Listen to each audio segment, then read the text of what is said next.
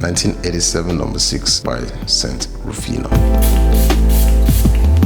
The atomizer here is also very pretty. I love it. I find this to be a very beautiful ambre rendition from this house. Not so many houses have been able to interpret ambre DNA in the way that pleases me, but I'll tell you for free, this house brought a lot to that direction. And to say the least, No.6 did justice to that DNA. I really love and admire the balance this fragrance brought. When you have a sniff of this fragrance, it's going to remind you of Mr. Francis Coccian's Grand Soul. While a good amount of people may think this seems to be cloning that, I don't necessarily agree, but I feel like they share a lot of similarities in that regard. Of course, they are both ambre DNAs and they will always have that DNA in common. But I tell you for free, this is very smooth. One of the things that impressed me the most with this house was how smooth their fragrance was. I didn't find it to be synthetic in any way, something you normally get from ultra-niche houses. And to think this is a Nigerian house pulling off with such excellence and olfactory eloquence, that is something I don't take for granted. Big respect on this one. I love it. In my case, when I first got it, I got about 5 hours, but I noticed as it kept sitting around in my corner, I guess maceration took place and it got better and better and better. Last I tried this out, I was able to get about 7 hours out of this, so this is good. But again, for me, I find this to be more of an intimate scent. I didn't find this to be so hard on projection, which is not bad, because DNAs like this, you don't want it to be in people's inferior nasal concha. You want to give people some air to breathe, and this, for this kind of DNA, I feel like it's beautiful. I love what happened here. Thank you so much, St. RUFINA. I'm looking to even explore more creations from this house. Apparently, I was sent a sample of, I think, Mirage from the same house, but that came as a sample, which I wish that was the big bottle. Not to say this is not good, but this is not my DNA. I'm not the amber guy. Regardless, when I spot a good fragrance, I know, I can tell this will still bring a lot of value to the table. Comparing this to